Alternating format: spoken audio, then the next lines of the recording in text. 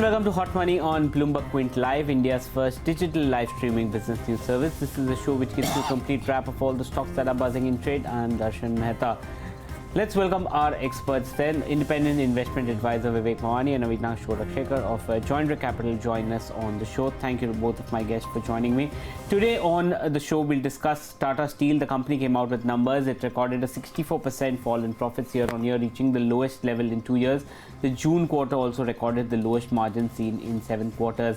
We talk about M&M, which witnessing liquidity crunch and weak sentiment. The profits have been hit by 26% in the June quarter, missing the estimates. Pidilite is one stock which hit at an all-time high in intraday trade yesterday after having better than expected results. So profit jumped 22% and revenue was up 11%. And lastly, we talk about Bosch that temporarily announced a shutdown of 2 of its plants in order to avoid the inventory pile. Is there more downside for the stock in store? That's something that we will speak with our experts at this point of time.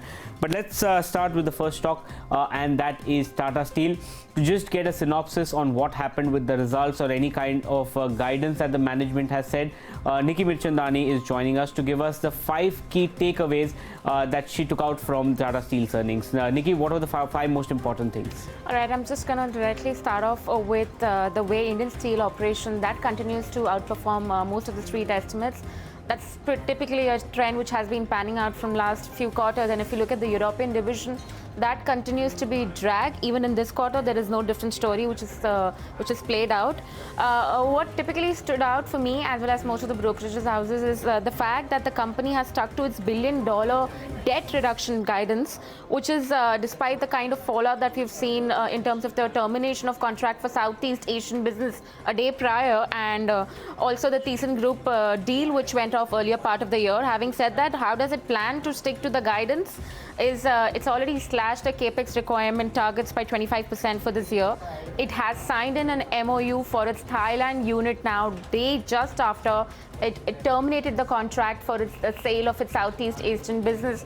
That to an extent shows the amount of commitment that the company wants to show in terms of reducing its debt level, which is a bone of contention for most of the analysts and the investor community as a whole. It expects the Q2 to be softer as compared to what Q1 is or had been on account of seasonality impact. However, the H2 is expected to be a better one as compared to H1, mainly on hopes of revival in auto as well as construction demand. That's also one of the commentary which JSW Steel highlighted back in its earnings. And essentially, brokerages took a hard of the focus that the company is trying to bring in enhancing its cash flows, and its con call. It's directed that it would like to have stricter control measures on the working capital requirements and cost-saving initiatives by the company. Okay, many thanks for that, Nikki. Vivek, we saw Tata Steel numbers that came out. I think India continues to do well. That seems to be the focus that they've said, because they wanted to divest all the European overseas operations. But somehow there's always something that always ruins that plan for them. Overall, it's corrected significantly from the highs. Do you think that someone should venture into Tata Steel or stay away? I think one should just stay away. And as far as Tata Steel is concerned, I mean, this debt-fueled acquisition strategy that Tata Steel started pursuing some 13 years ago, and they have had series of acquisitions. The first and largest, of course, being Chorus, where they and then of course there have been smaller but quite sizable acquisitions. I mean, the latest being Bhushan and Usha Martin, which happened last year. Now, problems of Tata Steel just don't seem to come to an end. I mean, we have been seeing it for the last 10 years, and it just keeps stumbling from one to the other. I mean, it's acquired businesses, and now it wants to divest because things haven't worked out. Now, in this whole process of trying to do a lot of things over the last 10 years, what they have ended up is a balance sheet with a debt of almost 1,05,000 crores, and most businesses, barring the domestic India business, most of them are suboptimal in terms of profitability. And if it was not the India business supporting all other businesses, they would probably have some serious issues even servicing the debt that they have piled up. So I would continue to remain negative. on it. I mean, optically the valuations, I mean, look like 5 times EV by EBITDA, but most of that EV is actually all the debt that is out there, and it can remain at 5 times EV by EBITDA. The market cap can erode and the debt can keep rising, and that's what we have seen as a trend over the last 5-7 years. So I would just absolutely avoid Tata Steel till they have this overhang of both the debt and lack of profitability in the European operations. Okay, Avinash, what's your sense on Tata Steel? What did you make of the numbers? What have you told your clients? No, I think, we have been telling our clients to actually avoid the stock at the current level. I think even despite the fact that, the stock has corrected quite significantly post the Q1 numbers, domestic operations have been good, Darshan, but European operations, the headwinds continue to be challenging. And I think, as Vivek mentioned, the debt on the balance sheet has been a very big dampener. In fact, our sense is that over the next 1 or 2 quarters, there has been some hope on the domestic side, like offtake from construction and automobiles could, improve in the second half. But I think this also seems to be quite difficult considering the kind of slowdown in the automobile sector. Our sense is that probably FY20 could be really be a bad year for Tata Steel, in the sense that they have obviously taken Bhushan Steel and ensured that a lot of debt incrementally comes on the balance sheet. Repaying that debt now from internal operating cash flows is going to be a big challenge. So I think for the moment it's avoid. I would believe that if at all it corrects significantly, then it could possibly be a buy. But as of now, I would be not be a buy. What's the trigger that you're looking for that could make you change your view on Tata Steel? I think 1 or 2 assets, if they are able to sell off significantly. I think ThyssenKrupp, the deal did not go through. If that goes through, I think the markets were pinning a lot of hopes on this asset sell off so that debt on the balance sheet gets reduced. But I think that has not happened. So maybe 1 or 2 assets get taken off the balance sheet.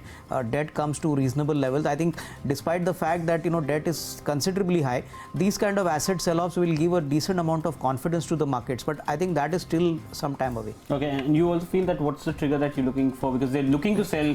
You think in this scenario where ArcelorMittal is cutting guidance, when Nippon Steel is cutting guidance, when Kobe Steel is cutting guidance, they would find any buyer for Tata Steel Europe? Well, it's going to be terribly difficult to find a buyer because 2 things.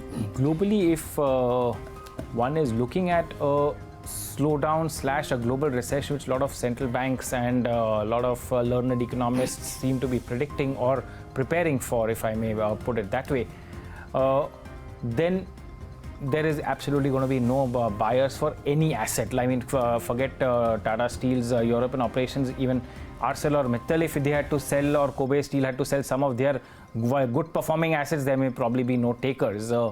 Tata Steel anyway is going to have a problem selling those assets because they have compounding the problem to the suboptimal profitability. They also have labor issues in Europe, in UK per se. And at some point of time, I mean, at a local level, it blows up into a political problem. Now, for any company to deal with those kind of things amidst global economic headwinds, it's not just going to be difficult. I think it's going to be impossible to sell those assets. I think over a period of time, Tata Steel may just start taking write-offs on these assets because they anyway aren't giving them any profitability. Okay, that's the view on Tata Steel. Not the best of the numbers, not the best of the outlook, and our guests here do believe that it's best to stay away. The next stock we want to talk about is M&M, which also came out with numbers which were pretty disappointing. We've seen the headwinds that are seen on the auto side, be it on the tractor side or the automotive side. M&M is trading flat in today's trade, trading higher in fact post a correction that we saw in trade yesterday. But what's the view ahead for M&M? And that's something that we'll ask our guests. Avinash, what's your sense on M&M? Is it one stock in the auto space that you would like? It's trading at 52-week lows. Do you see more downside, or you think valuations are now reasonable? No, I think, we have given a hold on the stock, but our sense is that we could see some further correction considering that, in yesterday's commentary post the Q1 numbers, the management was not very confident on the kind of outlook for the automotive sector. And I think as far as tractor sales are concerned, they clearly mentioned that possibly this year, that is FY20, could be another year where we could possibly expect just a flat kind of growth. Our sense is that despite the fact that, M&M has got reasonable debt on the balance sheet, obviously obviously, a downturn in both the automotive and the tractor segments has hit them hard, and production cuts have been taken. But if at all the downturn continues for a longer period, maybe the second and third quarter, then I think you could further expect some further derating in the stock. Our sense is that Q2 could also be a very weak quarter for Mahindra. I wouldn't expect a very big positive surprise both on the automotive and the tractor side. So as of now, it's a hold, but I would believe some more, attractive price, and probably the downside is maybe another 10% on the price. Recovery, when is it going to happen? Well, it's probably going to take a while, and it's certainly not anywhere earlier than 3 to 4 quarters where you can see meaningful upsides in the auto space. But purely from a valuation point of view, these numbers are quite attractive as far as the stock prices are concerned and the valuations are concerned. As far as coming to back to the management commentary, I was reading a very interesting report forwarded which had 25 years of quarterly volume growth in the auto space across segments, whether it's two-wheelers, cars, trucks, buses, everything. And every 5 or 6 years, there have been 6 to 18 months, depending upon the time period, but average has been about 12 months of slowdown / negative growth, a fall in volumes in autos, and that recurs every 5-6 years, and it's happened 4 times in the last 25 years. This is the 5th time it is happening. So to be bearish on the auto space simply because the volumes are down double digit across all segments, including Mahindra, I think it's just a cyclical thing that comes fairly frequently, and this happens to be one of those. That's number one. Part of the same commentary, at least on tractor segment, the management was confident that they will end the year with at least a flat kind of volumes, which means they are seeing an uptick in the balance of the year, which will make up for the fall in volumes in the first quarter. The first quarter fall in volumes was, I think, about 15% on tractors side. So they seem to be reasonably confident to do that. Now, M&M is also a holding company and for the group, and they have got probably more than 100 subsidiaries across various businesses. Of course, the core business of M&M, which is automotive and tractors, is only about 60-65% of the consolidated value. The balance, about 35-40% of the value, comes from the holdings and the investments that they have made in various other ventures. Of course, the large parts being Tech Mahindra, Mahindra and Mahindra Finance. Of course, there are 3 other listed companies, which is Mahindra Life Spaces, Mahindra CIE, and all of those also have meaningful contribution to that. So one worry with M&M always would be that it would suffer from a holding company conglomerate discount kind of a thing. And the good thing in M&M is you can participate in individual businesses by actually investing directly via the subsidiary. So if I'm positive on just the tractor business, I can buy Swaraj Engines, which supplies engines to the Mahindra tractors itself. For the North India business, what used to be Swaraj, and Mahindra continues to retain the Swaraj brand of tractors also for North India. So, or whether it is via Mahindra Financial Services, where you play the automotive financing business, substantial part of automotive financing business, or real estate, or anything as a matter of fact. So in that sense, I'm not so much worried about the price as far as Mahindra and Mahindra is concerned. I think the downside is limited and one can accumulate on declines, but take a 2 to 4 year time horizon in mind. Okay, very quickly, Vivek, anything in the auto space that you've bought or recommended to clients in the correction that we've seen? Well, I continue to remain positive on the two-wheeler space. So Hero and Bajaj Auto continue to be a preferred bet. Already have an investment in Bajaj Auto, and as far as four-wheelers are concerned, prefer Maruti. I mean, it's corrected more than 40% from the highs. And as I mentioned, I mean, I'm looking at this as a cyclical thing which happens every 5 or 6 years. So I'm pretty positive that if not in 2019, 2020, we'll be back to positive volume growth. Okay, and Avinash, anything that you've told your clients personally accumulated in the auto space in the past few weeks? I think we have been telling them to actually look at Hero MotoCorp, because as far as the EV space is concerned, they look better positioned. I would believe that Hero Motor could definitely show a strong bounce, considering that they are largely rural focused with a good monsoon. Darshan, possibly some amount of green shoots could possibly be seen beyond September. So I think we are looking at Hero Motor as a more positive kind of stock in the entire two-wheeler space. So I think clearly, given the fact that volumes are weak, this is going to be a long-term call. It's not going to be a short-term call. Okay, that's the view that's coming in on M&M and the auto space. Before we move on to analysts, let's go across to Yash, who's here to take us to the 5 key takeaways from the earnings of Pidilite Industries. Came out with a strong set of numbers. Yash, the numbers were fantastic. With the management commentary also that impressive. So there are 2 key takeaways I'll highlight from the numbers. First is the strong performance in the first quarter that was led by a higher than estimated volume growth in the consumer and bazaar space. The revenue saw a 10% growth. Now this was aided by a 6% volume growth in the consumer and bazaar space, which although is a second consecutive quarter of single-digit volume growth, it was far higher than the street expectation of 2 to 3%. Also, the margins came in at a 5-quarter high at 22%. Now, this was mainly on account of easing off the raw material prices. So, VAM prices, they have gone from the levels of $980 per ton in the same quarter last year to below $900. In fact, it's now quoting at the mark of around $887 or $890 per ton. Now, because of this, their margins have increased, and the margin guidance for the company stands in the range of 22 to 24%. Although at the lower band, the company expects the margins to improve going forward. But demand is something that would be important to watch out for.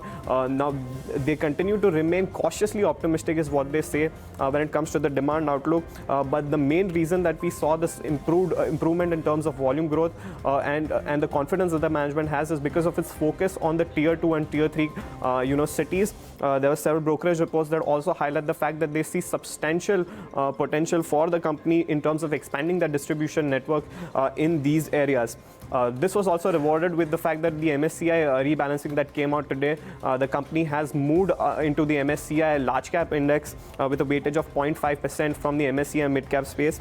On a year-to-date basis, as far as the price action is concerned, the stock is up more than 18%, and post its results, 9 out of the 23 analysts tracking the stock have hiked the target price, but at valuation standing at close to 58 times its FY20 PE, the upside seems to be limited for the stock. Back to you. Okay, that's the view that's coming in on Pidilite. Vivek, that's the dilemma.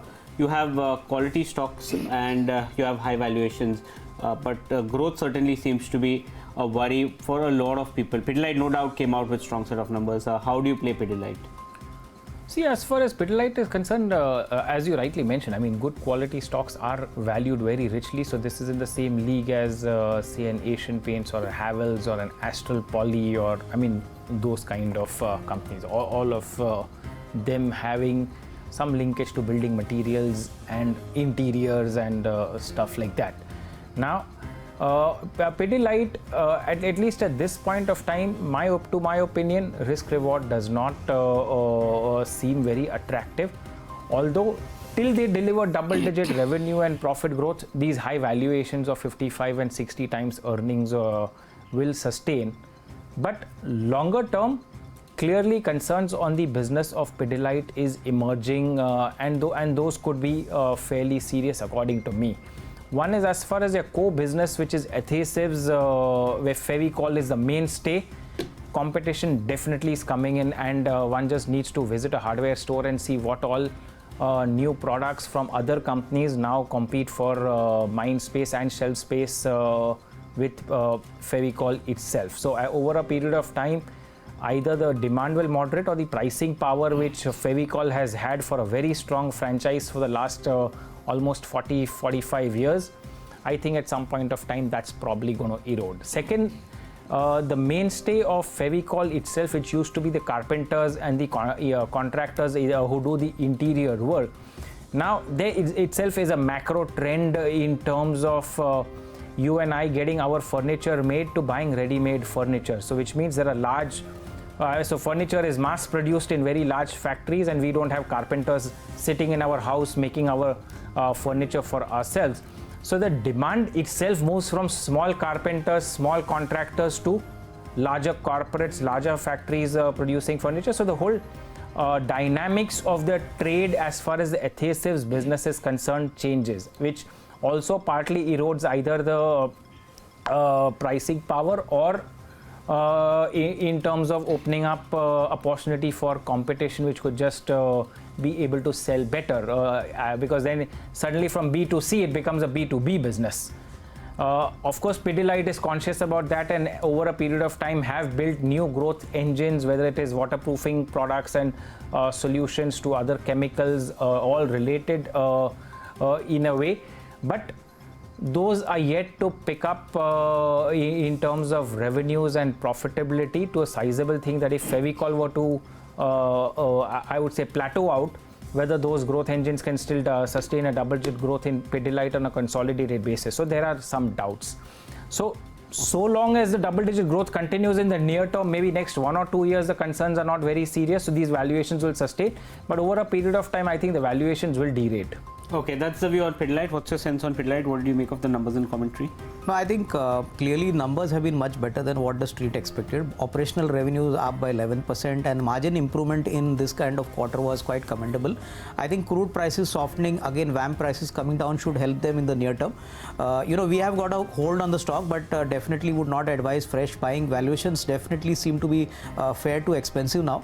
And I think point which Vivek made is right. I think they have now been making a conscious effort on the consumer and bazaar segment. They are definitely looking at new product segments. So I think the shift will take time. Overall, I think it's a hold, Darshan. I would not look at buying the stock at the current levels. Okay, that's the view. Obviously, high valuation, an extremely expensive stock, but growth is something that is coming in. We just need to watch out over the next few quarters how the growth pan out. The last stock we want to discuss is interesting, a stock which is corrected significantly of late, and that is Bosch. They've also said that they will undertake some bit of plant shutdowns because to maintain the demand supply scenario. So Bosch is one counter. It's up almost 1.2%, but Bosch is now at 14,000. It used to trade in excess of 30,000 if I'm not mistaken, 25-30,000. So that's a big cut that's coming in on Bosch. What's gone wrong? It's down 25% in the last 1 year itself. A quality company, a company that was already in the Nifty, now no longer there. But Avinash, what seems to have gone wrong for Bosch?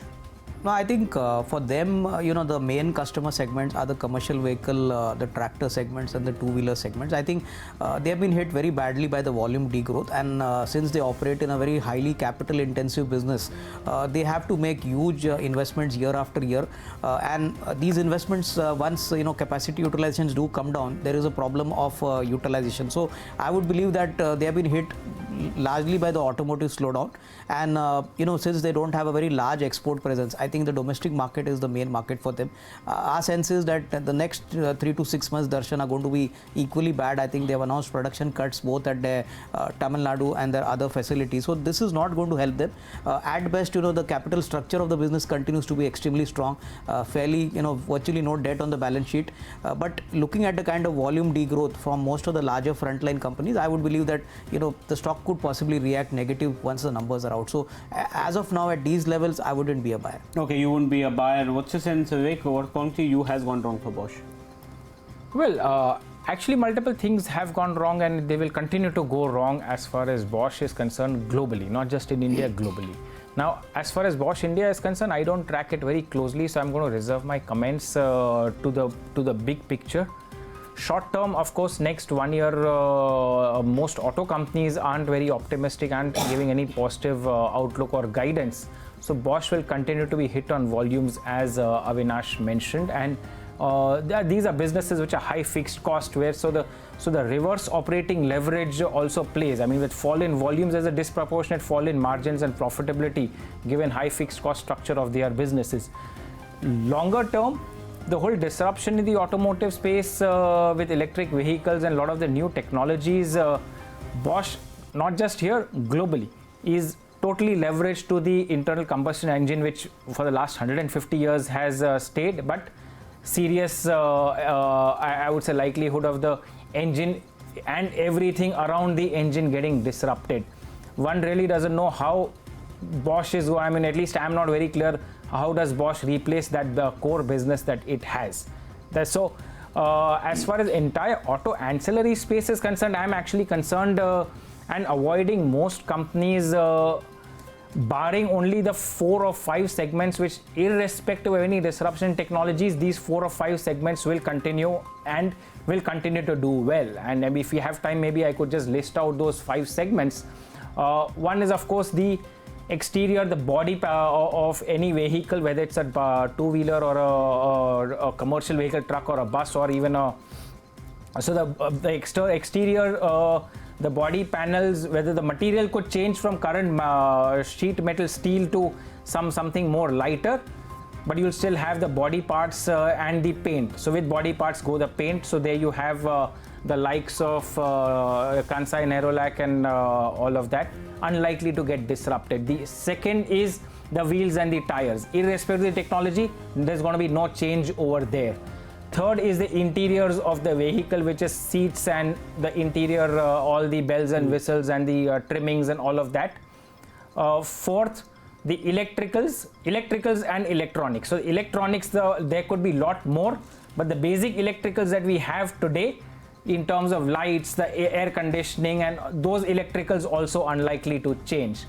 And fifth, of course, being the glass, the windshields, the windows, and the glass products. Rest, everything else, one is not sure as to what will remain, what will change, how much will it change, whether the existing auto ancillary companies will have a share of the business in the new technological era. But it's very doubtful. Bosch will have a significant play with their current product profile. So I'll be very conscious about or cautious about the entire segment as far as auto ancillaries is concerned. Okay, that's the view that's coming in on the final stock, which is Bosch. Obviously, Auto Ank is going through a slowdown. You've seen how Motherson Sumi has reacted. It's now below 100 rupees. Most of the Auto Ank and auto companies have reacted very negatively to what's happening. But with that, it's a wrap on today's edition of Hot Money. Let me thank my guests here who've come in today. Vivek and Avinash, thank you so much for coming in today. Ask BQ comes up next. Stay tuned to Bloomberg.